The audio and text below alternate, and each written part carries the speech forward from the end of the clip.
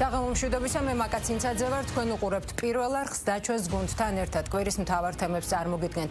392 ხმით 88-ის წინააღმდეგ ევროპარლამენტმა მხარი დაუჭირა კანონის გამკაცრებას, რომელიც ევროკავშირში მესამე ქვეყნების ლობირებას მეტად გამჭვირვალეს გახდის და რომელსაც სტრასბურგსა და ბრიუსელში უცხო ქვეყნების მათ საქმიანობაში ჩარევის პრევენციად მიიჩნევენ. ევროკავშირის ბიუროკრატია აღიარებს, რომ ქვეყნების მომავალს ხშირად განსაზღვრავს სხვა სახელმწიფოების ლობირება და ფინანსები. შესაბამისად, საკუთარი ქვეყნების დასაცავად ევროკავშირის წევრებს მოუწევთ ლობისტების რეესტრის შექმნა და ყველა სახის ფინანსებისა და გრანტების წარმომავლობისა და დანიშნულების გასაჯაროება. ევროკავშირის ყველა ქვეყნის რეესტრი კი ერთმანეთთან საერთო პორტალით იქნება დაკავშირებული. უფრო კონკრეტულად, ცვლილება ითვალისწინებს ლობისტურ საქმიანობას, რომლისთვისაც იღებენ ფულს ან სხვა ანაზღაურებას და ცდილობენ გავლენა იქონიონ ევროკავშირის პოლიტიკაზე, კანონებზე ან გადაწყვეტილებაზე. ასეთ საქმიანობად კი შეიძლება ჩაითვალოს მაგალითად შეხვედრებისა და კონფერენციების ორგანიზება, საჯარო კონსულტაციებში მონაწილეობა, საინფორმაციო კამპანიების წარმართვა და სხვა. ის რაც შეიძლება და საჭიროა ევროკავშირისთვის, რატომ არ შეიძლება საქართველოსთვის, ვამენ შეკითხვას მართლ გუნდში. პასუხი ამ დრომდეც არაერთხელ მოგვისმენია და იმის მიუხედავად, რომ საქართველოში ძიდენტური კანონი მოქმედებს, გერმანიის ელჩისთვის გამჭვირვალობის ჩვენი კანონი ევროკავშირის სტანდარტებთან არათავსებადია. პეტერ ფიშერი ამბობს, რომ ევროკავშირში საქართველოს წევრობის საკითხიც სწორედ სადავო კანონებზე გადის. დავიდრე გაფართოების საკითხებში ევროკომისარი მარტა კოსი მისივე თქმით იმაზე ფიქრსა და ალტერნატიული გზების ძიებაშია თუ როგორ გადასცეს გაურმაგებული დაფინანსება კანონის გვერდისავლით საქართველოში მოქმედ არასამთავრობო ორგანიზაციებს. ევროკავშირი გამკაცრებული კანონით იცავს თავს უცხოური გავლენებისგან. დღეს პარლამენტის თავმჯდომარესთან ვისაუბრებთ, რატომ ითვლება საქართველოსა და უნგრეთში მოქმედი კანონის იდენტური წესების ამოქმედება ევროკავშირში უცხო ქვეყნების მათ საქმიანობაში ჩარევის პრევენციად, ჩვენთან კი რუსული კანონით არასამთავრობო ორგანიზაციების აკრძალვის მცდელობად. ასევე რას და როგორ აპირებს საქართველოს ხელისუფლება ევროკავშირთან ურთიერთობის ნორმალიზებისთვის. შევაჯამებთ განვლილ 1 წელს საქართველოს პარლამენტის თავმჯდომარე შალვა პაპუაშვილია ჩვენი გადაცემის სტუმარი. ბატონო შალვა, საღამომშვიდობისა. მოგესალმებით, საღამომშვიდობის, მივესალმებით ჩვენს ტელემოყურებელს. ბატონო შალვა, გამჭვირვალობის კანონი, რომლის საქართველოში მიღებასა და ამოქმედებას ევრობიუროკრატების მხრიდან ძალიან კარგად გვახსოვს ის პროცესი, რამდენად მწვავე კრიტიკაც მოჰყვა და ასევე ის ფაქტიც, რომ დაიბრენდა რუსულ კანონად, რომლის მიზანსაც კრიტიკოსებისვე თქმით წარმოადგენდა საქართველოში არასამთავრობო ორგანიზაციების განადგურება. ფაქტი არის, რომ ევროპარლამენტში ჰყავს 400 მომხრე. გაცხადა, რომ საქართველოსა და უნგრეთში მოქმედი კანონის მსგავსი კანონი ევროკავშირის ქვეყნებს უცხო ქვეყნების ჩარევებისა და გავლენისგან დაიცავს და ჩვენთან კი ამ კანონს ასევე გვახსოვს ის პროცესი, თუ როგორი საპროტესტო ტალღა მოჰყვა იმ პერიოდში. და ევრობიუროკრატებისგან ასევე აქტიური მოწოდებები ისმის ამ დრომდე, რომ უნდა გაუქმდეს ეს კანონი და არა მხოლოდ ეს კანონი. რატომ ამბობენ, ასე კითხავთ, ევრობიუროკრატები, რომ საქართველოში მიღებული კანონები არის არათავსებადი ევროკავშირის სტანდარტებთან და გამოიყენებთ თუ არა, რაც მთავარია აი ამ ფაქტს არგუმენტად, რომ ისინი ამ შემთხვევაში უსამართლოდ ექცევიან საქართველოს. რაც შეეხება თუ რატო ამბობენ, გაზდით და იმიტომ ამბობენ ხა. ძალა მათ ხელში არის და გაზდით. ანუ სამართალი უნდა ცხებისთვის, პატარებისთვის, სუსტებისთვის, ხოლო დიდებს და ძლიერებს აღმართი ხნავენ ძალას, ასე რომ აქ არაფერი არ არის ახალი და ზის შუქზე ჩდება ესეთი რაღაცები ხოლმე, როდესაც ფაქტია, რომ არაფერი ისტორიულად არ იცვლება. საერთაშორისო წესრიგი სულ რაღაც 80 წლის არის მეორე მსოფლიო ომის შემდეგ და ამ პერიოდშიც კი ისინი, ვინც ძლევამოსილები იყვნენ, ისე არ ღვევდნენ საერთაშორისო სამართალს, როგორც მათი პოლიტიკური დღის წესრიგი მოითხოვდა. დღეს კი ეს უფრო აშკარა გახდა, რომ სინამდვილეში წესები მოფიქრებული აქვთ იმისთვის, რომ პატარები და ასე ვთქვათ, სუსტები თავის ჭკუაზე ატარონ, ხოლო თვითონ იქცევიან ისე, როგორც საქართველოს ძალიან პატარა და სუსტად. რა თქმა უნდა, ევროკავშირთან შედარებით ჩვენ 3.7 მილიონი მართალია ესტონეთს ჯობნით, მაგრამ ხო ხედავთ პოლიტიკური ძალით მაინც ვერ ჯობნით ესტონეთის საგარეო საქმეთა მინისტრს, რომელიც ხედავთ, რომ ბრიუსელზეც კი აქვს როგორც ჩანს გავლენა დელეგაციებსაც კი გვიმოწვევს ესტონეთი, როგორც ჩანს ვიყვავს ბრიუსელში დელეგაციაში. და ფარისევლობის მაგალითი, ყველაზე კარგი მაგალითი მოვიყვანო ეხა ამ წესით, რომელიც მიიღო ევროკავშირმა. საქართველოს ხელისუფლებამ ბრიუსელში დააფინანსოს ორგანიზაცია, რომელიც შეეცდება ლობირება გაუწიოს აი მარტა კოსის არადემოკრატიული არჩევის პრინციპის შეცვლას. დღეს ევროკომისარები ფაქტობრივად ინიშნებიან სახელმწიფოების მიერ და დემოკრატიული ბმა არჩევნებთან არ არსებობს. წესით ევროპარლამენტი პირდაპირ უნდა ირჩევდეს ევროკომისარებს. რაც ჩანს ფაქტია, რომ არადემოკრატიულია, ხომ? წარმოიდგინეთ, ხა საქართველოს დავაფინანსოთ ორგანიზაცია, რომელიც ლობირებას გაუწევს ევროკომისრის არჩევის წესის დემოკრატიულ გარდაქმნას, რომ პარლამენტი იყოს ჩართული, იყოს სამოქალაქო საზოგადოება ჩართული და ისე ავირჩიოთ მარტა კოსი ან მისი მემკვიდრე. ამ შემთხვევაში საქართველოს ის ორგანიზაცია უნდა დარეგისტრირდეს აიმ რეესტრში, რომელიც თვითონ თქვენს. ახლა პირიქით მარტა კოსმა რომ დააფინანსოს საქართველოს ორგანიზაცია, რომელიც ლობირებას გაუწევს პარლამენტში, მაგალითად მოსამართლეების არჩევის ახალ წესს, ან ვეტინგს და გადამოწებას, ეს არა, ეს თუ ჩუმად იყოს, ეს არ უნდა დარეგისტრირდეს, ეს რუსული კანონია.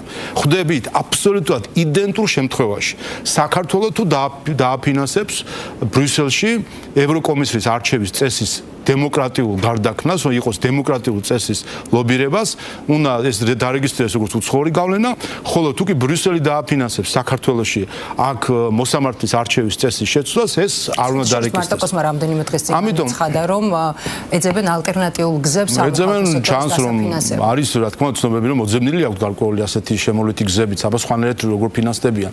ასე რომ ესო შევხედოთ, აი ეს არის ზუსტად სრულ ნარატივი, რაც თავს მოახვიეს საქართველოს საზოგადოებას, როდესაც თვალებში გვიყურებდნენ ევროპელები და გვატყუებდნენ, თითქოს ეს არის რაღაც მიუღებელი წესი და როგორ შეიძლება, როგორ გავბედეთ საერთოდ ქართველებმა და შევკადრეთ ევროკავშირს, რომ მოდი ჩვენს ქვეყანაში ფულს რო ხარჯავ, მოდი რა ადექი და გვაჩვენე რაში ხარჯავ, გითხარი.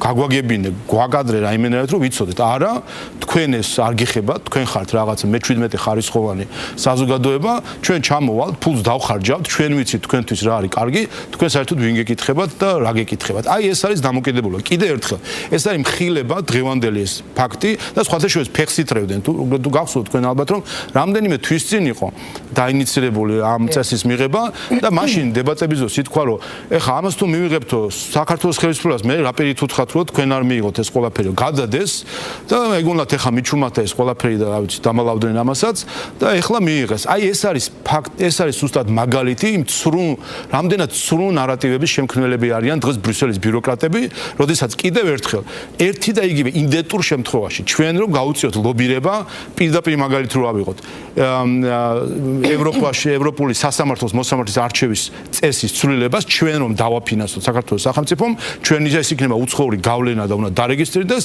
და ბრიუსელმა რომ დააფინანსოს საქართველოში ლობირება საქართველოს მოსამართლეების არჩევის წესისა, ეს არა როგორ გეკადრება, როგორ შეიძლება ამას დავარქვათ და უცხოური გავლენა. აი ეს არის ტყუილი მხილებულია და მატყუ არ ამხარე ვინ აღმოჩნდა აი ამ ორწლიანი ეპოპეის შემდეგ ძალიან კარგად გამოჩნდა. ბატონო ჭალვა ევრობიუროკრატების კრიტიკას დამოუკიდებლად პათოს იზიარებს და უერთდება გერმანიის ელჩიც, რომელიც ამბობს, რომ საქართველოში მიღებული კანონებით ვერ შეძლებს ევროკავშირში გაწევრიანება საქართველოს და რომ ეს საკითხი არის მათთვის ძალიან მნიშვნელოვანი, უმნიშვნელოვანესი და მისივე თქმით, ყველაფერი დეტალურად წერია ევროკომისიის ანგარიში და მოელის, რომ დეკემბრის დასაწყისში ევროპული საბჭო მოიწონებს ამ ანგარიშს და რა თქმა უნდა იგულისხმება ანგარიში, სადაც გაკრიტიკებულია საკმაოდ მწვავედ საქართველოს და რომლის მიხედვითაც საქართველოს მიმართ გაფართოების ფაილი დახურულია.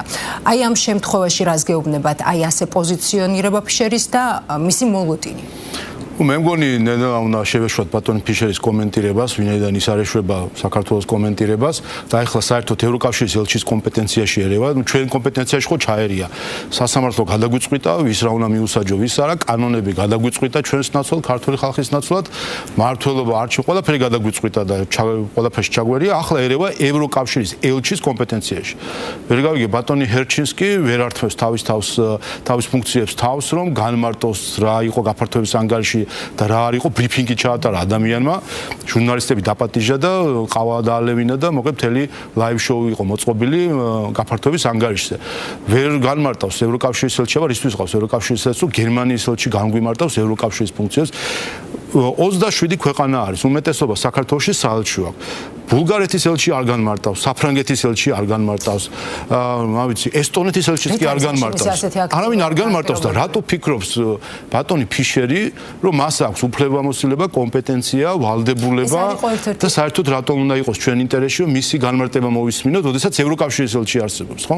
ეს არის ერთადერთი საკითხი პიტერ ფიშერმა ასევე პირველად დაადასტურა, რომ 21 ნოემბერს დაგეგმილი ადამიანის უფლებათა დაცვის საკითხებზე საქართველოს ევროკავშირის შორის ჩაშლილი მოლაპარაკებები შინაგან საქმეთა მინისტრის მოადგილის გამო ჩაიშალა, რომელიც ბალტიის ქვეყნებს ყავდა სანქცირებული და აქვე ალბათ აუცილებლად უნდა ითქვას მაყურებლებისთვის, რომელთა კომპანიები ჟურნალისტური გამოძიების მიხედვით რუსეთს ეგრეთ წოდებული ჩრდილოვანი ფლოტის ტანკერებით ნავთობის ტრანსპორტირებაში ეხმარებიან და აი ამ დასკვნამდე მივიდა ასევე მაყურებლისთვის ინფორმაციისთვის ლიტვის საზოგადოებრივი მაუწყებლის ჟურნალისტური საგამოძიებო ჯგუფი და ყველას ძალიან კარგად გვახსოვს ის სკანდალი, რა სკანდალიც მოხდა ამასთან დაკავშირებით. თუმცა აი ამის მიუხედავად პიტერ ფიშერი ამბობს, რომ მინისტრის მოადგილის ჩასმა ამ ჯგუფში იგივეა, რაც ჭაჭა მიგეტანა ანონიმური ალკოჰოლიკების ჯგუფის შეკრებაზე და რომ ეს არ არის პროფესიონალური სტანდარტი. არის თუ არა, ასე კითხავთ ეს ვენის კონვენციის დარღვევა? თუ ბატონ ფიშერს ბრიუსელის ბიუროკრატები ალკოჰოლიკებად მიაჩნიათ, ეს მისი საკითხი არის და ერთმანეთში გაერკვნენ ვინ არის ალკოჰოლიკი, ვინ არა, თუმცა რა თქმა უნდა ამ განცხადებას იმ ქვეყნის წარმომადგენლებს, რომლის პარლამენტშიც, ბუნდესტაგში იჯდა ადამიანის წამების სისტემის შექმნისთვის მსჯავრდებული ზურაბ ადეიშვილი. მის ადგილას ცოტა უფრო მორცხვი ვიქნებოდი ასეთი განცხადებების დროს. ყოველ შემთხვევაში ჯერ ბოდიშს მოვიხდიდი მის ადგილას ქართული ხალხის წინაშე, რომ ქართული ხალხის წამების სისტემის შემქმნელი ბუნდესტაგის საპატიო ლოჟაში ეჯდა მის ქვეყანას და მის პარლამენტში, ჯერ ბოდიშს მოვიხდიდი. თავს დავხრიდი და მე ვიტყოდი რომ აი თქვენი მინისტრის მოადგილე ან ვიღაცა კიდე არ მოსწონს. ეს ერთი. იმიტომ რა თქმა უნდა ეს თავხედობა, როდესაც შენს ქვეყანაში წამების სისტემის შემქმნელი ადამიანი ყავს საპატიო ლოჟაში, მსჯავრდებული ადამიანი ყავს საპატიო ლოჟაში და ახლა იწუნებ საქართველოს ხელისუფლების წარმომადგენლობას. და ეს რა თქმა უნდა პირდაპირ ითქვას. მანამ სანამ ამ საკითხზე ჯერ სათანადო განმარტება არ გაკეთდება, მე არ მგონია რომ რაიმე მორალური უფლება გქონდეთ ამის შეფასების. ერთი და მეორე, რა თქმა უნდა ეს ტყუილია რაც მან თქვა, ვინაიდან არც საქართველოს ხელისუფლების არც ერთი წარმომადგენელი ევროკავშირის მხრიდან სანქცირებული არ არის. და ეს დელეგაცია მიდიოდა ევროკავშირში. ეს გიმელი დელეგაცია არ მიდიოდა ტალინში, ეს დელეგაცია არ მიდიოდა ბერლინში და არცაც სხვაგან და მიდიოდა ბრიუსელში და პატივის სცენ ევროკავშირის როგორც ინსტიტუციას. ევროკავშირის მხრიდან არც ერთი საქართველოს ხელისუფლების არც ერთი წარმომადგენელი არ არის სანქცირებული. ასე რომ არ ვიცი ახლა სხვა რა მოსაზრებები შეიძლება ყოფილიყო, მაგრამ ესეც კიდევ ერთხელ აჩვენებს, რომ ეს არის მხოლოდ საბაბები, მიზეზები, რომ გაექცნენ დიალოგს, იმიტომ რომ იციან რომ ერთი-ერთში სათქმელი არაფერი არ აქვს. იმიტომ დაждდა ბატონი ფიშერი მის მიერ დაფინანსებული პროპაგანდისტული მედიის რადიო თავისუფლების ეთერში, რომ არც ერთი კრიტიკული შეკითხვა არ მოესმინა და მონოლოგიად ესაუბრა ჭკუა ესწავლებინა ქართული ხალხისთვის. ბატონ შალო, ვიცით რომ ფიშერი საკმაოდ დიდი ხანია ხელისუფლების წარმომადგენლებს არ შეხვედრია. რატომ? რა არის ამის მიზეზი? ანუ მისი მხრიდან ინერტულობა თუ იყო თქვენი მხრიდან ინიციატივა შეხვედრასთან დაკავშირებით? მე მგონი ამიტომაც უყურეთ ძალიან სამწუხარო შემთხვევასთან აქვს საქმე და ეს არაერთხელ მითხოვდა ჩემთვის განსაკუთრებით სამწუხარო. მეც პირადად წლები სწორედ როგორც გერმანიის ხელისუფლების პროგრამაში დასაქმებულ ადამიანს მეც მაქვს ჩემი წვლილი შეტანილი იმაში, რომ გერმანიას განსაკუთრებული რეპუტაცია ჰქონდა ქართული ხალხის თვალში. და ეს განსაკუთრებული რეპუტაცია, რომელიც 30 წლის განმავლობაში შენდებოდა და გენშერი როგორც საგარეო ავიც პოლიტიკის ერთ-ერთი წარმომადგენელი დღესაც კი როგორც ითქვა ბავშვმაც კი იცის მისი სახელი და ამდენ რამესთან არის დაკავშირებული გერმანიასთან ურთიერთობა, ამ ერთმა ადამიანმა ჩამოანგრია მთლიანად ეს ურთიერთობა საკუთარი, რა გითხრათ, მათ შორის გარკვეული პიროვნული დამოკიდებულებებით, რომელიც ძალიან აშკარად მოსჩანს მის საუბარში და ამიტომაც იყო რომ მოხდა მისი გაწვევა კონსულტაციისთვის საგარეო საქმეთა სამინისტროს, მანამ სადაც ის დაბრუნდებოდა გერმანიის საგარეო საქმეთა სამინისტროს ქონდა კომუნიკაცია საქართველოს საგარეო საქმეთა სამინისტროსთან და მათ შორის შეთანხმდნენ რომ გერმანიის ელჩი აღარ გაიმეორებდა ან აღარ მოიქცეოდა არ იქნებოდა ის ექსცესები რომელიც მანამდე იყო და ასევე ჩვენმა საგარეო საქმეთა სამინისტროს დააფიქსირა რომ როგორც კი რაიმე ექსცესი იქნება პირდაპირ უკავშირდებიან მის უფროსს გერმანიაში. ნახეთ ჩვენ მისი გასეირნება რადიკალების აქციაზე რამდენიმე დღეში ჩამოსვლიდან რა თქმა უნდა, საგარეო საქმეთა სამინისტრო დაუკავშირდა მის ხელმძღვანელობას და ქონდა ამაზე ძალიან სერიოზული საუბარი და მის ხელმძღვანელობასაც შესაბამისად ერთადაც ქონდა პასუხი მოისმინა საქართველოს საგარეო საქმეთა სამინისტრო. მნიშვნელობა არ აქვს პასუხი მოისმინა, მოკლედ დავტოვოთ საგარეო საქმეთა სამინისტროების შორის ურთიერთობის ნაწილად, თუმცა საქართველოში გერმანიის სრული მხარდაჭერით განაგრძობს თავის თავდადებით საქმიანობას, ეს იყო გერმანიის საგარეო საქმეთა სამინისტროს განცხადება, მას შემდეგ რაც ფიშერი დაბრუნდა საქართველოში. საგარეო საქმეთა სამინისტროს აქვს ძალიან კარგი კოლეგიური პროფესიონალური ურთიერთობა გერმანიის საგარეო საქმეთა სამინისტროსთან და მათ შორის არსებობს სრული გაგება, რომ ორმხრივი ურთიერთობის ის დონე, რომელიც შეიქმნა ამგვარი ექსცესებით, მიუღებელი არის ორივე მხარესთვის და ეს უნდა გამოსწორდეს. ბატონ ფიშერს დარჩენილი აქვს რამდენიმე თვე ელჩობის, ივნისამდე აქვს თორსტე ვადა, შარშან სხვა ჩვენს ვადა გაუვიდა და გაიგრძელა, არ ვიცი მე რატომ მაინც და მაინც ერთი წლით თუ რამდენადაც ვიცი ის ივნისში საქართველოსთან პირდაპირ პენსიაში გადის, ასე რომ რა ვიცი, 7 პენსია უსურვოთ მას, მაგრამ ფაქტია, რომ ის საქართველოს და გერმანიის შორის ურთიერთობის ისტორიაში ქართული ხალხის თვალში დარჩება როგორც ადამიანი, რომელსაც დაანგრია ეს ურთიერთობები და სამწუხაროა. მე მაგალითი რომ გითხრათ კიდე გუშინაც ამ ინტერვიუში მან მართლაც ბავშვური თავის მართლება არის, ხო, მოისმინეთ რომ აქციასთან დაკავშირებით რესტორანში ვიყავი, მოვდიოდი და შემთხვევით აღმოჩნდი რუსთაველზე. ნუ რა, შემთხვევით აღმოჩნდა პარლამენტის წინ. როდესაც ოპოზიცია საუბრობს ამ საკითხთან დაკავშირებით, ამბობენ რომ პიტერ ფიშერი გამოხატავს გერმანიის პოზიციას და რომ მისი გამოჩენა აქციაზე ნიშნავდა გერმანიის ხელისუფლების მხარდაჭერას. ზუსტად ეს არის, რასაც ჩვენ საყვედურობთ და რატომაც აქვს შემდეგ საქართველოს საგარეო საქმეთა სამინისტროს კომუნიკაცია გერმანიის საგარეო საქმეთა სამინისტროსთან, რომ დაფიქსირდეს ეს სულაც არ არის გერმანიის პოზიცია, ეს გახლავთ ვახშმის შემდეგ მოსერინე ელჩის პოზიცია, როგორც ჩანს, როგორც მან განმარტა და ეხლა შევხედოთ, რამდენი შემთხვევითობა ხდება მის ცხოვრებაში საქართველოში. ის რამდენიმე დღის წინ შემთხვევით რუსთაველზე ღამე, სადაც არ ვიცი, ხა გაზეთებს თუ არ კითხულობს თუ ტელეფონი, რა ხო იცი რომ აქციები ტარდება სავარაუდოდ, ხო? შემთხვევით აღმოჩნდა ამ აქციაზე, სადაც შემთხვევით ფოტო გადაიღო ადამიანთან, რომელიც შემთხვევით არის პატრიარქის მაგინებელი და ეგზარქოს ეძახის და თქვა რომ ნუ შემთხვევით მოხდაო. მანამდე შემთხვევით ერთხელ კიდე მოხდა ეს ადამიანი რუსთაველზე, როდესაც მივიდა ელენე ხოშტარიასთან და საკუთარი სიცოცხლით შანტაჟის ჩამდენ ადამიანს გამოუცხადა სოლიდარობა. მაშინაც ხო რომ შემთხვევით იყო.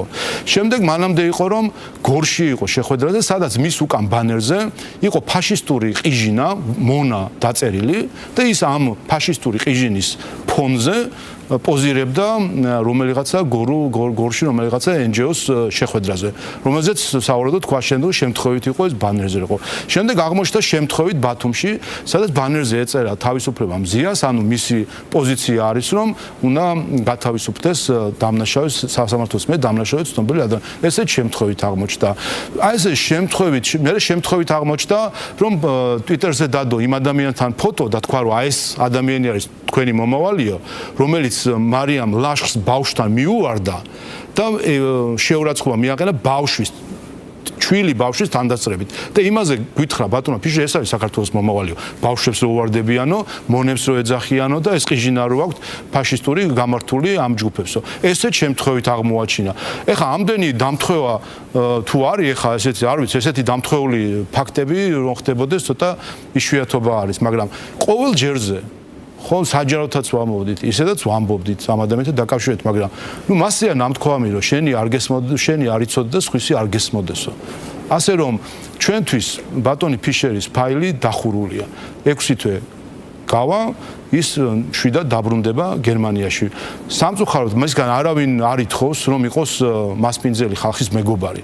ერთადერთი ას მოვლით რომ ის არ იყოს მტრული საქმიანობით დაკავებული მასპინძელი ხალხის წინააღმდეგ. სამწუხაროდ მისი ნაბიჯები არის ძალიან რა გითხრათ ახლა ამბობს რომ არ ვიცოდიო შემთხვევით მოხდა ყველაფერიო, მაგრამ ეს მეორე უბედურებაა, თუ კი ადამიანი იცის და სპეციალურად აკეთებს მავნებლობა, თუ თუ კი არ იცის ამას სხვა სახელი ქვია და ყოველ შემთხვევაში მინიმუმ ის არაკვალიფიციურ დიპლომატობაზე მიანიშნებს, რომ არ იცის რომ რუსთაველზე აქცია არის მოძალადე ჯგუფების შემთხვევით ხდება, არ იცის რომ ადამიანთან ფოტოს იღებს და ის ადამიანი პატრიარქის მაგინებელი არის, ესეც არ იცის, თუ არ იცის გაემეჯოს, აბა არ ვიცოდი ხო თქვა, აი კარგად თქვა არ ვიცოდე და მოდი მეორე სიტყვას დააყოლოს, რომ ის არ იზიარებს ამ დამოკიდებულებას, რომ პატრიარქს ეგზარქოს ეძახის ეს ადამიანი. დაგმოს, აბა დაგმოს ერთი ნახავთ შემდეგ ამდენად იზიარებს და არ იზიარებს. ამასაც ხო არ აკეთებს.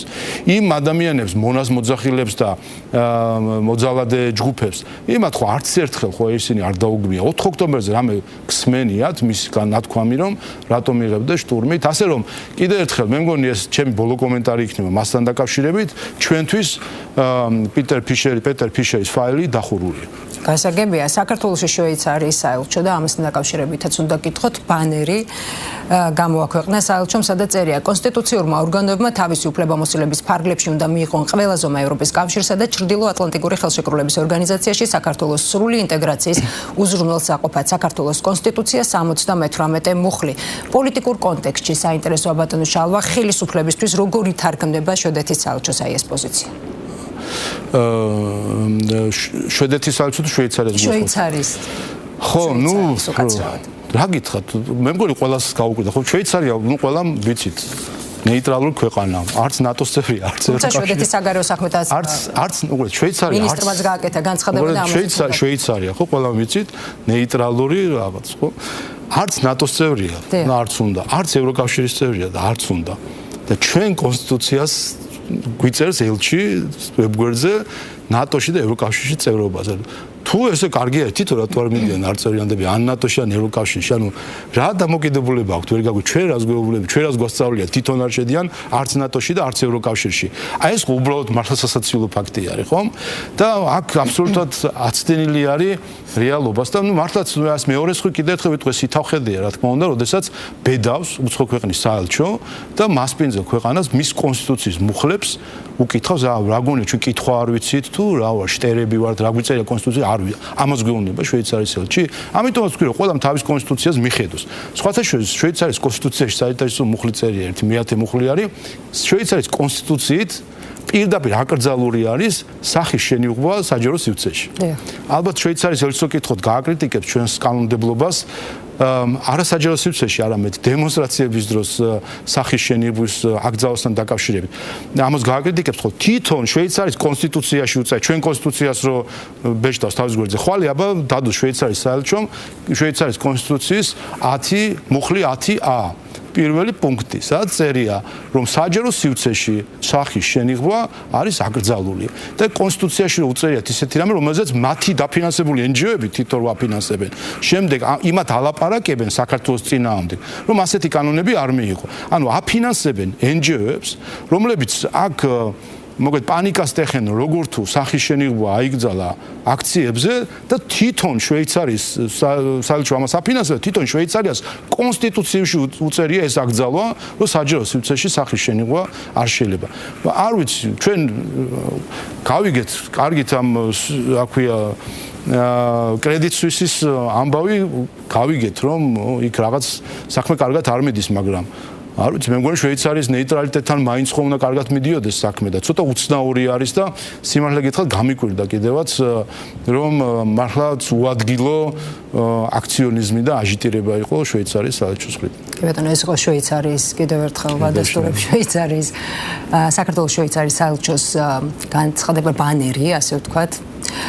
რაც შეეხება შვედეთის საგარეო საქმეთა მინისტრის განცხადებას, ამბობს, რომ მამაცი ქართველები ყოველდღე აგრძელებენ მშვიდობიანი დემონსტრაციის უფლების გამოყენებას, გავაგრძელებთ დემოკრატიული საქართველოს მხარდაჭერას.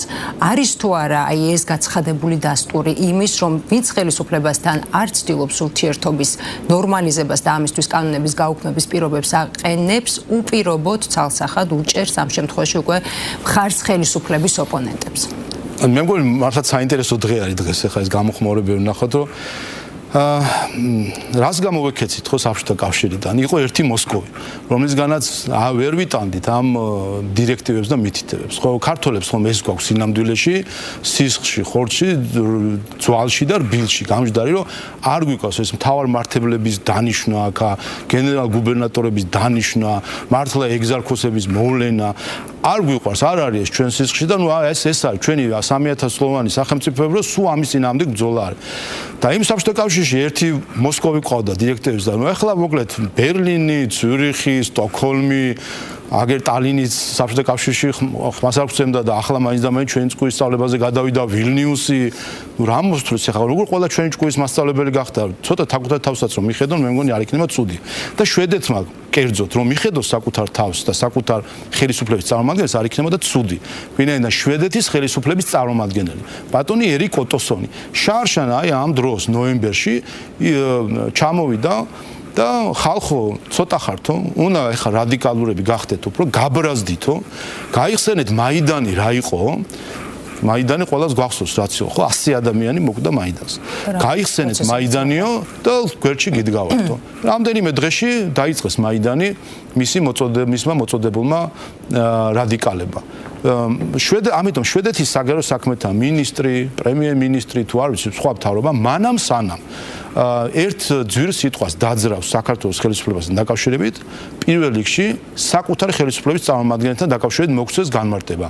გმობენ თუ არა ამ მოწოდებას ძალადობრივის, ემიჯნებიან თუ არა ამ მოწოდებას მაიდანიზაციისკენ და ამის შემდეგ ისაუბრონ რაღაცას და მე ამას სხვა დღეს დავდი ამას ყოველთვის გავაკეთე ყოველ ჯერზე როდესაც შვედეთის ხელისუფლება საქართველოს და ქართული ხალხის წინააღმდეგ რაიმე ძვირ სიტყვას იტყვის და ჩვენსკენ თიც გამოიშვეს ყოველ ჯერზე გავახსენებ მათ რომ მათი ხელისუფლების წარმომადგენელი აქ მაიდნისკენ მოგვიწოდებდა ანუ სისხლისღვრისკენ ძალადობისკენ არეულობისკენ მოგვიწოდებდა მათი ხელისუფლების წარმომადგენელი და მანამ სანამ არ გაიმიჯნებიან მანამდე დარჩება მათი სიტყვა ფუჭი.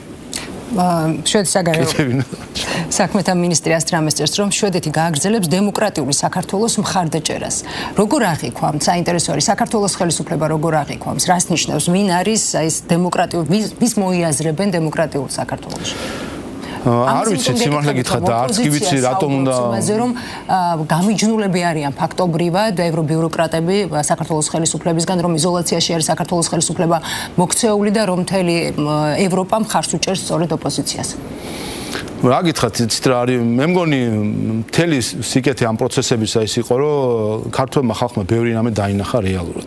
მათ შორის დაინახა რომ ისინი ვინ ჩვენ გამადიდებელი შუშით გვიყურებდნენ და ზოგი კი გვაკრიტიკებდა თითქოს საქართველოში რუსეთის მიმართ დაწესებული სანქციების გვერდის სავლახტება თვითონ იყვნენ ჩართული ამ ყველაფერში. მათ შორის ქალბატონი კალასის მეუღლე პირდაპირ რუსეთთან ვაჭრობდა. ქალბატონ კალას იმ ბიზნესში ფული ჰქონდა დაბანდებული, რომელიც პირდაპირ რუსეთში ვაჭრობდა და ტრანსპორტირებას ახდენდა მათ შორის ორმაგი დანიშნულების ტვირთებისა რუსეთში. აღმოაჩინეთ რომ ჩვენ რომ აი დღეს ლიტვის საგარეო საქმეთა სამინისტრო გამოხჩათ და ლიტვის საგარეო საქმეთა სამინისტრო რომ მოგვიწოდებდა რომ აბა ეხლა სანქციები დაუწესეს რუსეთს, აღმოჩნდა რომ პირველ ადგილზე გავიდნენ სოფლიოში რუსეთთან ღვინის ვაჭრობით. ჩვენს გვაჯობეს ისე რომ არ ვიცი რა ყურძენი მოდის, მაგრამ დარწმუნებულა ბევრი მაინც და მაინც არ მოდის ლიტვაში და ჩვენ გვაჯობეს ღვინის ექსპორტით რუსეთში ლიტვამ.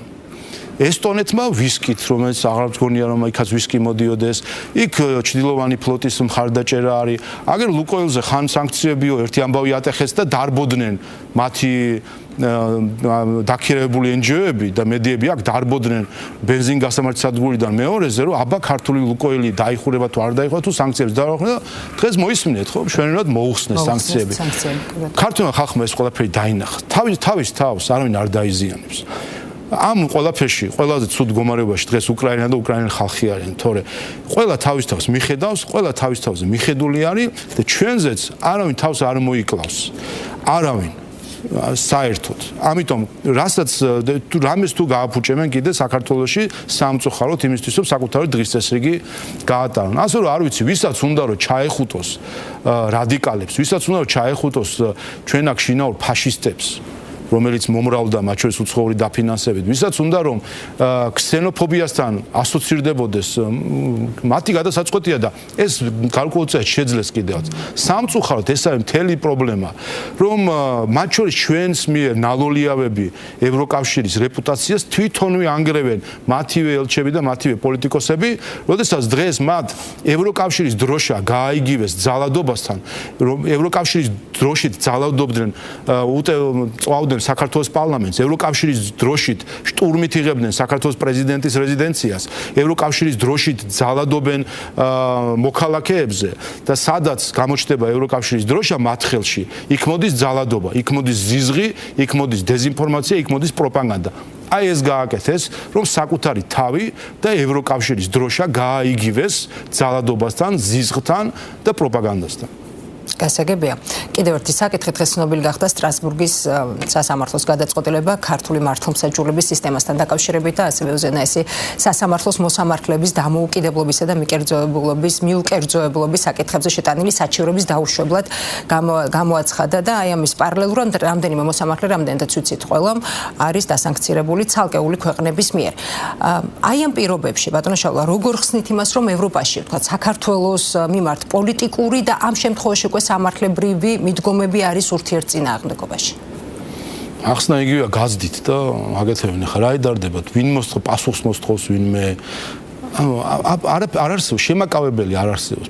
ეს არის პრობლემა. დღეს სამყაროში ეს არის პრობლემა, რომ თუკი მანამდე რაღაცას მაინც თავშეკავება იყო, რაღაც ზედაპირულად მაინც ცდილობდა, დღეს შემაკავებელი არაფერი არ არის. გუშინ ვისაც ტერორისტს ეძახდნენ, მართლა ტერორისტს და ქონდათ ფული დაწესებული, დღეს ეხუტებიან და ხელსართმევენ.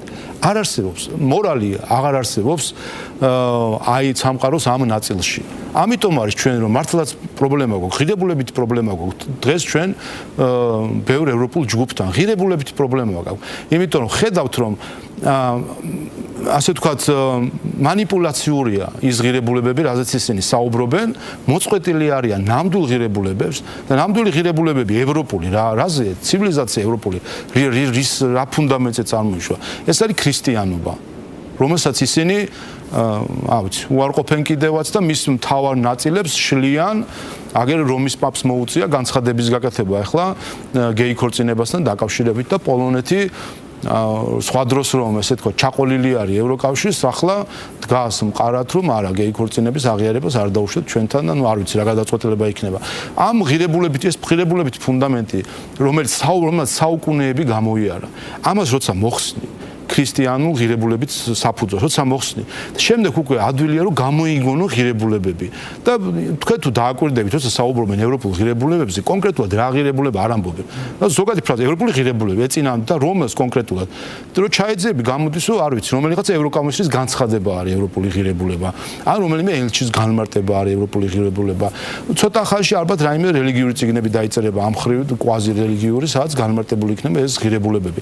ფაქტია, რომ დღეს ევროპის ეს რა გითხრათ პოლიტიკური ისტაბლიშმენტი, რომელსაც ძალაუფლება მეტწილად აქვს, ამ ღირებულებებს დაცილებულია და ამიტომ ჩვენ მართლაც გვაქვს ღირებულებითი პრობლემა დღევანდელ ბრიუსელის ბიუროკრატიასთან და ამაში მოიაზრება ზოგადად პოლიტიკური ისტაბლიშმენტი. მაგრამ საბედნიეროდ ჩვენ ხედავთ გამოღვიძებას დასავლეთში. ჩვენ ვნახეთ ამერიკის შეერთებულ შტატებში მოქალაქეების გამოღვიძება, რომლებაც დაასრულეს ის ყალბი იდეოლოგიები, რომელიც მართლაც უკვე ყველგან იყო შესული და დღეს ფაქტობრივად ამოძირკვა უწევს ტრამპის ადმინისტრაციას. წარმოიდგინეთ, ხა ჩვენთან ეს ყოფილიყო ეს თანასწორების ტრამპის ადმინისტრაციასაც ამობს, რომ გენდერული თანასწორების ყალბი იდეოლოგიები და გააქრეს ერთი სფეროდან მეორე სფეროდან. ჩვენ ახლა ამ დონემდე არ ვიყავით შესული და ეს რომ დაგვეწყო, აქ რა ეგზეკუციას მოგვიწყობდნენ, ხო, უცხოეთიდან. უწევთ ფაქტობრივად ამოძირკვა ამისი, ასე ვთქვათ, מחვილით და ცეცხლით USAID ფაქტობრივად დაანგრიეს, დაშალეს, გააქრეს საერთოდ, ხალხი ქუჩაში გამოყარეს მართლა, იმდენად რადიკალური გადაწყვეტილების მიღება მოუწიათ, რომ რომელსაც ეს როგორც თვითონ უწოდეს, თაღლითური ორგანიზაცია გაეუქმებინათ და ევროპაშიც ხედავთ ამ გამოფხიზლებას, ხედავთ უნგრეთს, სლოვაკეთს, ჩეხეთი, აგერ პოლონეთს პოლონეთიც ახლა ცოტა დაფიქრდება ალბათ რა ხდება მათ თავს და ასე შემდეგ სხვა ქვეყნებშიც ხედავთ უკვე მოძლიერებული ეს ძალები. ამიტომ ჩვენ იმედით უყურებთ იმ პატრიოტულ ძალებს, რომლებიც ევროკავშირში ძლიერდებიან და ჩვენ რა თქმა უნდა ევროკავშირთან ურთიერთობას ღირებულებით თანხმედას ვხედავთ მაშინ, როდესაც ეროვნული ინტერესები, პატრიოტიზმი, ქრისტიანული არა მაინც და მაინც ეკლესიური გაგებით ვამბობ, არამედ ღირებულებითი გაგებით ვამბობ, მათ შორის ამ ფასეულობებს დაუბრუნდება ბრიუსელი და დაუბრუნდება ზოგადად ევროკავშირის პოლიტიკური ხელმძღვანელობა. ეს რაც შეეხება მოლოდინს, თუმცა დღეს არის 28 ნოემბერი, ერთი წელი გავიდა პრემიერ-მინისტრის იმ ცნობილი განცხადებიდან, რომელსაც მოყვა ინტერპრეტაციები, ამ ინტერპრეტაციების შემდეგ მოყვა ის საპროტესტო ტალღა, რასაც უყურებდით მთელი წლის განმავლობაში ფაქტობრივად. რა გაჩვენათ აი ამ ერთმა წელმა, თუნდაც იგივე საქართველოს ევროკავშირის ურთიერთობაში მოლოდინი უკვე გასაგები არის როგორ ის არის და აქ გითხავთ თქვენ დღეს თქვით რომ რეალურად პროტესტი დაიწყო ერთი წლის წინ და პროტესტის მონაწილეები იკლებენ დროს. მართალია იგივე ეს აქციები საპარლამენტო არჩევნების შემდეგ დაიწყო, თუმცა ისინი რატომღაც ათვლის თარიღად სწორედ 28 ნოემბერს ასახელებენ. ამავდროულად საინტერესო არის რა გაჩვენათ აი ამ პროტესტმა ქვეყნის შიგნით, გულისხმობ ამ შემთხვევაში უკვე ოპოზიციის პროტესტს, ბოიკოტს, თუნდაც იგივე 4 ოქტომბრის სცენარს და ჩავარდნილ დამხობას. ხო, რა ვიცი, ვეტყოდი რომ ნუაკნინებენ გაყალბებული არჩევნების პროტესტის მნიშვნელობას, ასე ვთქვათ, მე რამდენადაც მოვთვალეთ ვარცები 399 დღე გამოდის. ასე რომ ხვალ შეუძლიათ კიდევ ერთხელ შეიკრიბონ და მე-400 დღე აღნიშნონ ნაწყვეტი პროტესტის. 26 ოქტომბერს დაიწყო ეს ყველაფერი პირველი ტყუილით, სადაც საქართველოს მაშინ მოქმედი პრეზიდენტი გამოვიდა ღია ეთერში და უბრალოდ ტყუილი თქვა. რომ ეს იყო რუსული სპეცოპერაცია, რომ 300,000 ზეციური ქართველი მოევლინა საარჩევნო უბნებს და გააჩინა იქ ბიულეტენები, რომ ადამიანები 5-5 პირადობით თუ ერთი ადამიანი 5-5 უბანზე თუ ასე შემდეგ დადიოდა, აი ეს ტყუილები თქვეს CNN-ზე, BBC-ზე, რაღაცაზე. შემდეგ ამას უცხოელებმა დაუკრეს კვერი როგორც იტყვიან და კი ბატონო ესე არის, რომ რასაც იტყვის ქალბატონი სალომეო და შემდეგ ყველაფერი აღმოჩნდა ტყუილი. ვერაფერი ვერ დაამტკიცეს. პროკურატურაში გამოძიება იყო ვერ დაამტკიცეს, უცხოეთში წავიდნენ ვერ დაამტკიცეს, ვერაფერი საერთოდ ვერაფერი ვერ წაუდგა, არაფერი. ნული. და რა თქმა უნდა ეს 400 დღიანი ნაწყვეტი პროტესტი რომელიც მათ აქვთ, დღემდე შენარჩუნებული აქვთ იმით რომ დღეს კიდევ დღეს ხო თავი მიზანი ხო თქვენს რა იყო დღეს მათი აქციის რომ დაანახონ უცხოეთში. ანუ ქართულ ხალხს კი არ დაანახონ, ჩვენც კი არ დავენახოთ, რაღაცა კი არ თქვა, დავანახოთ რასა იუკნევიჩიანეს, რომ გადმოგხედოს იქიდან მისი მოწყალე თვალმა და რაიმე ამ ფლოტი გამოაგზავნოს ან დესანტი ჩამოსვას, რომ მოაცილოს მათ ეს საზღვარი უზურპატორი ხელისუფლება.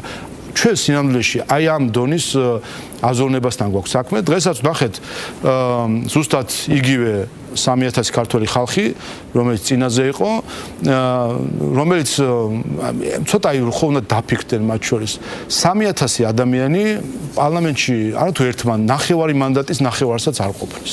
ნახევარი მანდატიც არ არის და ნახევარი მანდატის ნახევრის წარმომადგენლები ფიქრობენ ამ ქვეყნის აღიარებას. ამიტომაც დაეჯაჯგურენ პრეზიდენტის რეზიდენციის გალავანს, ამიტომაც შევარდნენ, რომ მე მგონი მართლა რაღაც გონიათ, რომ მართლა ადამიანები მხარს უჭერენ. და ამიტომაც გაუკვირდა შემდეგ, რომ გაიხედეს, გამოიხედეს და პოლიციამ ერთი წყლიპურტით რო გამოაგდო პრეზიდენტის რეზიდენციისგან, ხომ?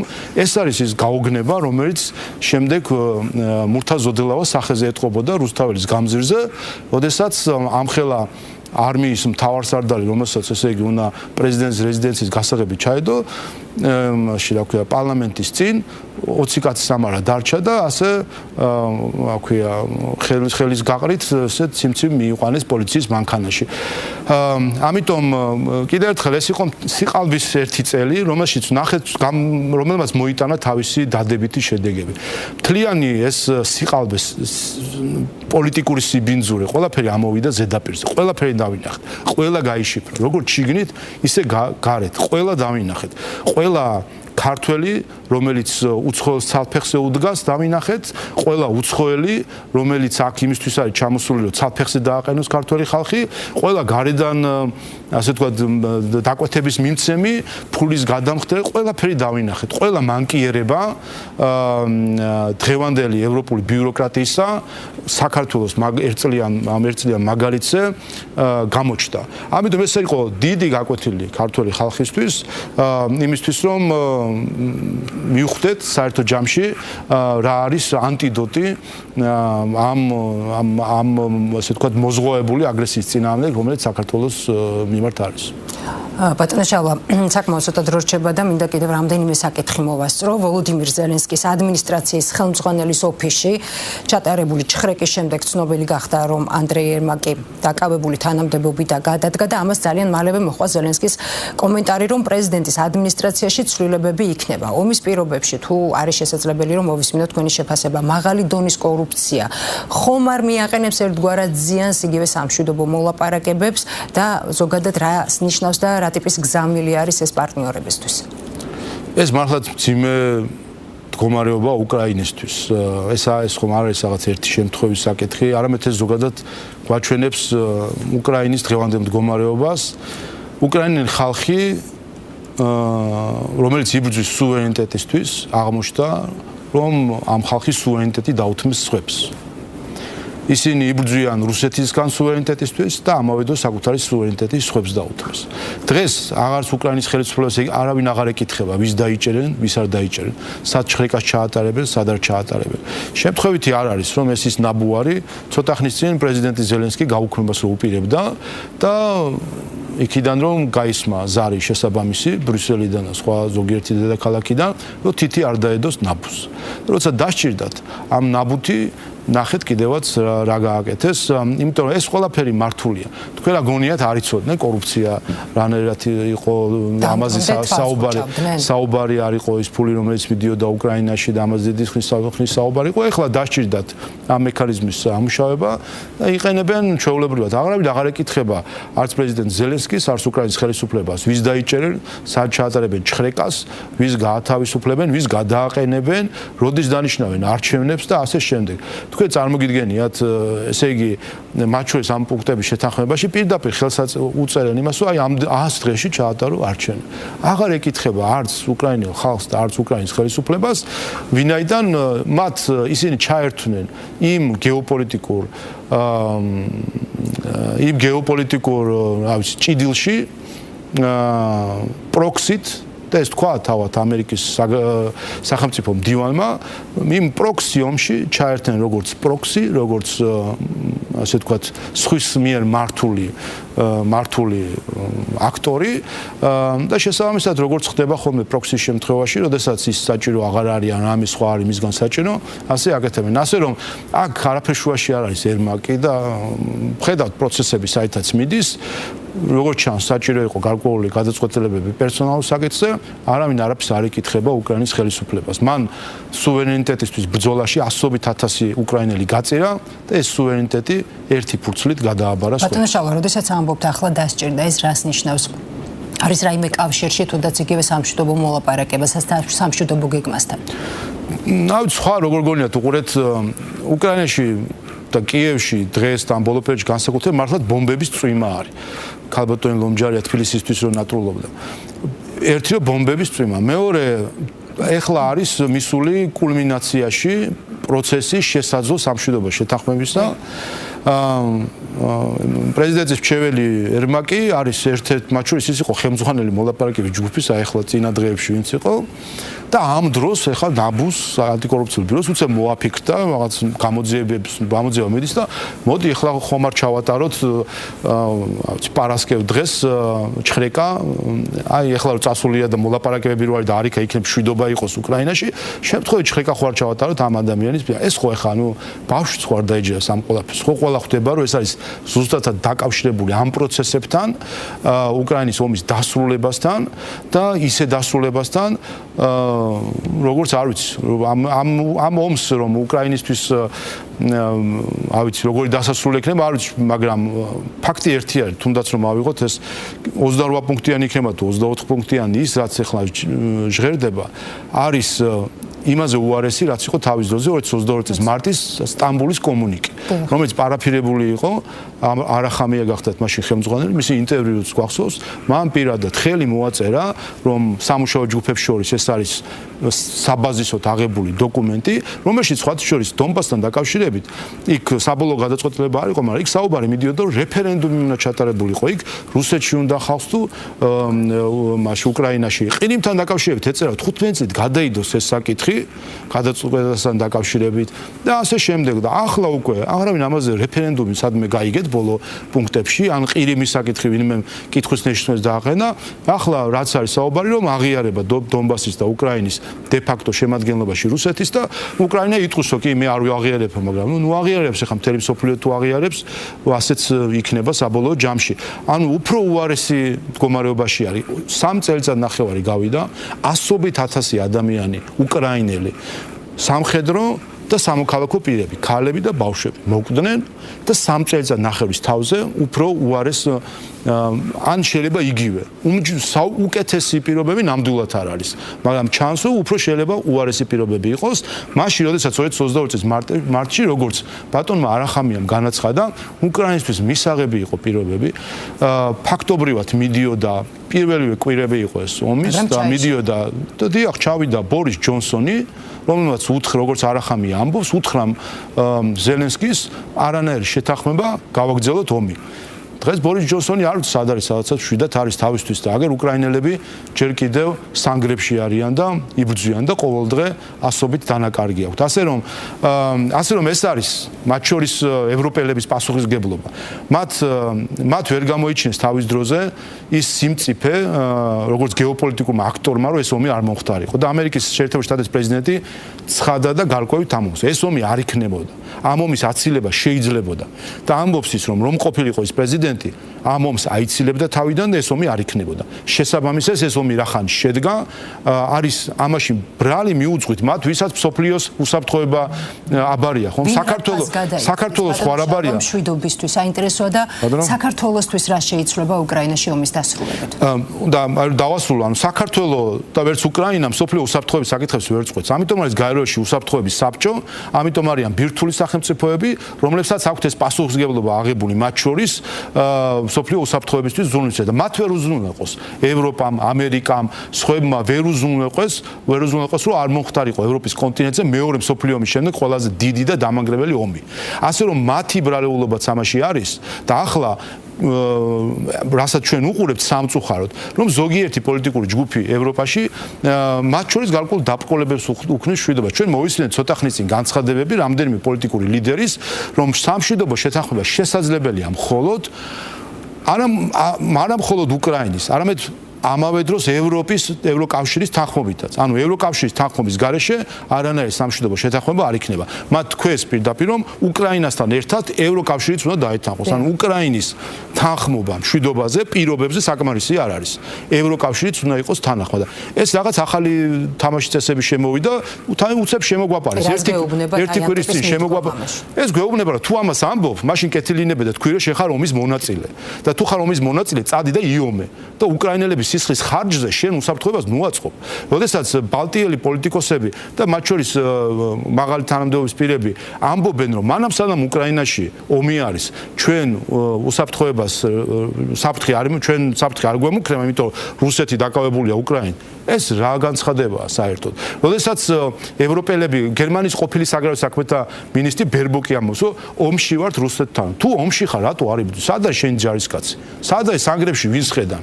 რატომ არ ხედან იქ ფრანგები, გერმანელები, ესტონელები, ლიტველები, რატომ არ ხედან? თუ კი მათი ჩვენი შვილები არ იბრძოლებენ უკრაინაში. რატო დაქირავებული არმია არის უკრაინის თუ რა ხდება? კიდევ ერთხელ მათ თუ არის ეს მათი დაცვის წინა ხაზი და ამას ამბობ, ანუ რიტორიკულად თუ ამას ამბობ, ას თუ ამბობ, მაშინ ბეც თქვი, თუ ერთ ნაბიჯს დგავ, მეორეც გადადგი და თუ ამბობ, რომ მე უნდა დავეთანხმო სამშვიდობო შეთანხმებას, ესე იგი შენ ხარ მხარე და არა შუამავალი.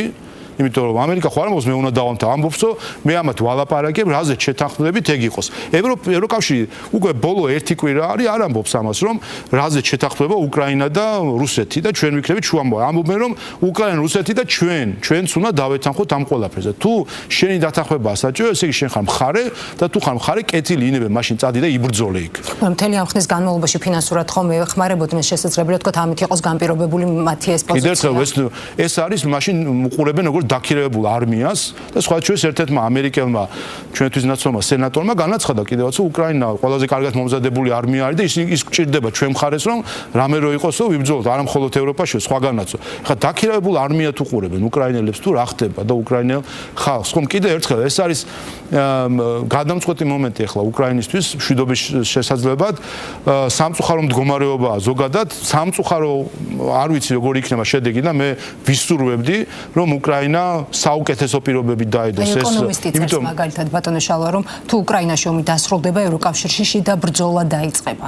საინტერესოა თქვენი პოზიცია როგორია და ამავდროულად უკრაინაში ომის დასრულების შემთხვევაში რა შეიცვლება საქართველოსთვის? პირველ რიგში საქართველოს ამ ომის შედეგად ამ ომის მსხვერპლიც არის გარკვეულწილად ჩვენ თავიდან ავაცილეთ ჩვენს ხალხს რომ ყოფილიყო ცხელი ომის მსხვერპლი, მაგრამ ჩვენ გავხდით ცივი ომის მსხვერპლი, ასე ვთქვათ, იმ დაპირისპირებისა, რომელიც ცხელი ომის ფონზე არსებობს, ჩვენს მიმართ ერთი რომ იყო მავნე პოლიტიკური ინტერესები, რომ საქართველოს გამختارიყო მათ კიდევ ერთი პროქსი და იარაღი რუსეთისთვის პრობლემების შესაქმნელად, აბა ჩვენს პროდუქტებზე რო არ დგას ხა რუსეთის ეკონომიკა ყველა ხვდება, მაგრამ არა, ის ცეცხლის რკალი, რომელიც უნდა შეეკრათ რუსეთის გარშემო, ჩვენც ამ რკალის ნაწილი უნდა ყოფილიყავით საკმაოდ მოგიზგიზე. და ამიტომ იყვნენ გაბრაზებულები, როდესაც ვთქვით, რომ ჩვენ ორმხრივ სანქციებს არ დავაწესებთ. ამიტომ იყვნენ გაბრაზებულები, რომ საზღვარი არ დავწერთ. ამიტომ ქონდათ ქსენოფობიური კამპანია აქ რუსი ეროვნების ხალხის წინააღმდეგ და ქვასესროდნენ რუსებს და ასე შემდეგ. ამიტომ იყო ეს ყველაფერი და საბოლოო ჯამში მათ შორის ჩვენი ევროპული ინტეგრაცია სწორედ აი ამ დაპირისპირების მსხვერპლია, ვინაიდან ვუნდივართ ისე რომ მაშინ უნდა ვიყოთ ინსტრუმენტი პოლიტიკური დღესასრიგისა, რომელიც გააჩნია ცალკეულ ჯგუფებს. ასე რომ ომის დასრულება შესაბამისად ავტომატურად გულისხმობს, რომ ეს მავნე ინტერესები ჩვენს მიმართ არ იქნება და შესაბამისად, რა თქმა უნდა, უფრო გააადვილებს, თუმცა ნახოთ, ჩვენ უკვე აღარ უყურებთ დიდი ხანია ის ჩვენ პოლიტიკას არ ვაწყობთ, რა ხდება, ასე ვთქვათ, გარე აქტორები რას გადაწყვეტენ. ჩვენთვის მთავარი არის ორი მთავარი ამოცანა. ეს გახავთ ჩვენი ხალხის კეთილდღეობის და ჩვენი ქვეყნის გაერთიანება. ეს არის საზომი, ერთადერთი ან ორადორი რახან ორი მიზანია საზომი ჩვენი ნებისმიერი გადაწყვეტილებისა.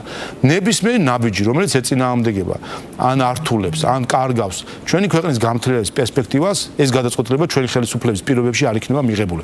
განსხვავებით ოპოზიციისგან, რომელიც საფეხზე დადგებოდა და ისეთ ესკალაციაში შევიდოდა, რომ ჩვენს ტერიტორიული მთლიანობის აღდგენაზე ფიქრიც კი აღარ იქნებოდა. შემდეგ, როგორც ახლა უკრაინა იმაზე მსჯელობს, დე-ფაქტო იყოს, ასე იყოს თუ ისე იყოს მისი ტერიტორიები საკითხი. კი ბატონო, რადგან უკრაინის კონტექსტში ახსენეთ ამერიკის შეერთებული შტატები, აქვე გკითხავთ ამერიკის შეერთებულ შტატებთან ურთიერთობის გადატვირთვის კონტექსტში რა ეტაპზე ვართ იმის გათვალისწინებით, რომ თქვენი ოპონენტები ამ დრომდე საუბრობენ, რომ შეწყვეტილი არის სტრატეგიული პარტნიორობა და რომ შემხოდრ ნაბიჯები ამერიკის შეერთებული შტატების მხრიდან არ ჩანს. ჩვენ ვართ სტრატეგიული მოთმინების პოლიტიკის მდგომარეობაში, ასე რომ ჩვენი სათქმელი ვთქვით, ჩვენი ხელი გაუწოდეთ, ჩვენ ველით პასუხს. რაც უფრო მალე იქნება პასუხი, მით უფრო კარგი იქნება ქართულ-ამერიკული ურთიერთობებისთვის. რაც უფრო გვიან იქნება პასუხი, ჩვენ გზას ვაგრძელებთ, ეკონომიკური ზრდის ტემპებიც კარგია, აგერ 6 მილიარდ ნახევრიანი ინვესტიცია შემოდის ისტორიაში ყველაზე მაღალი. ჩვენ საქმეს ვაგრძელებთ და ვისაც უნდა ჩვენთან მეგობრობა, ყველამ კარგად იცის როგორი მეგობრობა ვიცით და ვინ და ამერიკის შეერთებულ შტატებმა ყველაზე კარგად იცის. როდესაც გაიქცნენ ევროპელები ავღანეთის საბრძოლო ველიდან ზოგი შტაბში რო იმალებოდა და ზოგმა საკუთარი ქვეყნიდან ფეხი რო არ გამოხო, ქართველები გავყევით ამერიკელებს ომში ავღანეთში და სანგრებში ვიდგნენ ქართველი ჯარისკაცები. და სხვათა შორის ამას ყველა ამერიკელი ახსენებს, რომ თუ კი ვინმესთან უნდა და ამერიკელ ჯარისკაცს ერთად ყოფნა წინა ხაზზე, იყო ქართველი ჯარისკაცი. და ეს ყველაზე კარგად იციან ამერიკელებმა, ჩვეულებრივმა ამერიკელებმა, ვისაც შეხება ქონია ქართველებსა და მათ შორის ჯარისკაცებთან და ძალიან კარგად იცის მათ შორის იციან პოლიტიკოსებმა. ასე რომ თუ კი უნდათ მეგობრობა, იციან ჩვენი მისამართი და იციან სად არის საქართველო, იციან ჩვენი წარსული, იციან ჩვენი აწყო და იციან ჩვენი მომავალი. ავღანეთი ახსენეთ და აუცილებლად მე აქვე უნდა გკითხოთ ნატოს გენდივან მარკ რუტეს განცხადება, რასაც საკმაოდ მძიმე შეფასებები მოყვა თქვენ თავად გააკეთეთ განმარტებაც ამასთან დაკავშირებით თბილისში. რუტეს თქმით შეშფოთებულები არიან იმით, რაც ხდება და ეს აცნობს ქართველებს. რუტე, რომელიც იყო ნიდერლანდების პრემიერ-მინისტრი და ძალიან კარგად იცის მან ცხადია, რომ მის ქვეყანას საქართველოზე 10-ჯერ ნაკლები კონტინგენტი ყავდა გაგზავნილი თუნდაც იგივე ავღანეთში. მაშინ როცა ჩვენ კონტრიბუციით და ეს აუცილებლად უნდა გავიხსენოთ, არათუ პირველები ვიყავით არაწევრ სახელმწიფოებს შორის, რა თქმა უნდა, მაყურებლის საყურადღებოდ, არამედ მსოფლიო უსაფრთხოების უზრუნველყოფაში წვლილით ალიანსის ამ შემთხვევაში 30-ზე მეტი წევრიდან მხოლოდ 4 ქვეყანას ჩამორჩებოდით, აქვე ჩნდება ბუნებრივია შეკითხვა, რომ რატომ არ უფასებენ საქართველოს იმ წვლილს, რაც შეტანილი აქვს მთელ ამ პროცესში.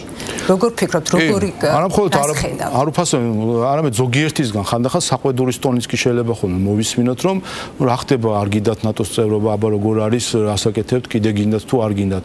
საქართველოს ნატოს წევრობას ხელს უშლის მხოლოდ ნატო. მეტი არავინ. ასე რომ თვითონ არ იღებენ, ვერ იღებენ, არ ყოფნით გამბედაობა, არ აქვს სურვილი, არ ვიცი რა არის მოტივი, მაგრამ მათი გადასაწყვეტი საკითხია ბურთი მთლიანად ნატოს მოედანზე არის. საქართველოს გაკეთებული აქვს ყველაფერი, დამტკიცებული აქვს ყველაფერი, ჩვენ აღარაფერი აღარ გვაქვს დასამტკიცებელი ნატოსთვის და აღარაფერი არ გვაქვს ასე ვთქვათ არანაირი გამოცდა, მეტი არ გვაქვს ჩაბარებული. ჩვენ ეს გამოცდა ჩავაბარეთ სისხლით. ასე რომ თუ აქვთ სურვილი, მიიღონ გადაწყვეტილება. თუ ამ გადაწყვეტილებას არ იღებენ, ესეც უნდა თქვან. იმიტომ ამ უთქმელობამ, რაც მოიტანა, ხედავთ ამას უკრაინაში. უკრაინაში ხედავთ, აქაც ახლა კატათაგობანას, მათ შორის უკრაინასთან. ხო, აი უკრაინასთან ეს კატათაგობანას თამაში, რომ ანუ ტრამპი ამ ხრივ ღიად ცხადად ამბობს, რომ უკრაინა არ გახდება ნატოს წევრი, წერტილი. გამოდის შემდეგ და ესტონეთის მთავრობის დონეზე, აი ასეთ დონეზე განან და რას ქვია, ვინ ეკითხება, ხო არ შეიძლება, ხალხი იბრძვის მართლა, იბრძვის ამ უფლებისთვის იბრძვის, მათ შორის რომ ხომ ეს იყო მათ შორის ერთ-ერთი მთავარი მოტივატორი, რომ სუვერენიტეტი და ჩვენი უფლება ვიყოთ, ავირჩიოთ ალიანსები და ამისთვის ვიბრძვითო. ამისთვის იბრძვიან 3 წელიწად ნახევარი, 100,000 ადამიანი დაიღუპა ამ იდეისთვის, რომ აირჩიონ ალიანსები და მათ შორის იყვნენ ნატოს წევრი. ამისთვის იბრძვიან და არ აღირსეს პასუხი. არ აღირსეს პატიოსანი პასუხი არ არის. კეთილსინ პატიოსან სიტყვას არ პატიოსან პასუხს არ წემენ და ეთამაშებიან ასე რა, ხან ღია კარში ხარ, ხან ესე ხარ, ხან ერთი ქვეყანას უნდა, ხან მეორე ქვეყანას არ უნდა. როგორ შეიძლება ასე მოექცე ქვეყანას და სახელმწიფოს? მათ შორის საქართველოს მიმართაც ზუსტად ეს დამოკიდებულება არის, ხომ? ღია კარში და ამას წინ მათ შორის ერთ-ერთ უცხოურ ვიზიტზე თქვი კიდევაც შევარნაძის სიტყვები გავიხსენე, რომელიც მან ნატოზე თქვა ზუსტად, რომ ღია არის კარიო და მაინც და მაინც დიდხანს ნუ დაგვაყენებთ ამ ღია კარში, ვინაიდან ორპირქარში გავცივდებითო და ხედავ ჩვენ ორპირქარში ყოფნა უკრაინას რა დაუჯდა და რა დაგვიჯდა ჩვენ მათ შორის 2008 წელს ორპირქარში ყოფნა. ამიტომ მოიქცნენ როგორც სერიოზული ალიანსი და თქვა ბოლოს და ბოლოს ან მიიღონ გადაწყვეტილება და გაბედონ თუ კი ეს გადაწყვეტილება უნდა მიიღო და თიც ნუ იშვერენ უკრაინისკენ, საქართველოსკენ და თითქოს ახლა რაღაცეებია კიდევ ნუ დასამტკიცებელი. ჩვენ და ჩვენზე მეტად კიდე უკრაინა 3 წელიწად ნახევარი ამისთვის იბრძვის, საკუთარი უფლებისთვის იყოს ნატოს წევრი. აირჩიოს თვითონ ალიანს, ამისთვის იბრძვის. დაიხოცა ხალხი ამ იდეისთვის და დღეს ესე კატათაგობანა აქვს, რომ არ ვიცი, გახდება თუ არ გახდება. მათ შორის ნატოსგანაც ხან იყო, იცით, ეს პირობა არაძოს არ ყოფილა, ეს დამოკიდებულია კონსენსუსზე. ნუ აი როგორ შეიძლება უბრალოდ ესე დამოკიდებულება იყოს ქვეყნის მიმართ. ასე რომ აქაც მე მგონი მნიშვნელოვანი არის რომ იყოს კეთილსინდისიერი და პატიოსანი დამოკიდებულება და კიდევ ერთხელ თუ კი საქართველოს წევრობა უნდათ იციან სად ვართ იციან რა შეგვიძლია, იციან როგორ ვიცით ბრძოლა და გვერდში დგომა. თუ კი უნდათ მიიღონ გადაწყვეტილება და თითის გამოშვერა ქართველი ხალხის მიმართ ყველამ დაანებოს. მორჩა, ეს ის ქართველი ხალხი არ არის, რომელიც უტარებდა სხვადასხვა უცხოურ, რა ვიცი, ინტერესების ჯგუფებსო, ხან მოდიოდნენ და ასე აერჩიე მოსამართლე ჭკუას გვასწავლიდნენ, ხან მოდიოდნენ და კანონში ეს ჩაწერე, ეს გააკეთე, ეს არ გააკეთო, ყველა თავის გემოზე უნდა და რომ ეს ქვეყანა ყოფილიყო. ესეთი ქართველი ხალხი ასეთი აღარ არის, მიამიტი ქართველი ხალხი აღარ არის, ასე რომ თითის გამოშვერას დაანებონ თავი. ძალიან დიდი მადლობა. მადლობა სტუმრობისთვის. შალვა პაპუაშვილი პარლამენტის თავმჯდომარე პასუხობდა აქტუალური თემის შეკითხვებს. ასეთი იყო დღევანდელი გადაცემა. მე მაკაცინცაძე ვარ და სამშაბათამდე გემშვიდობებით დროებით.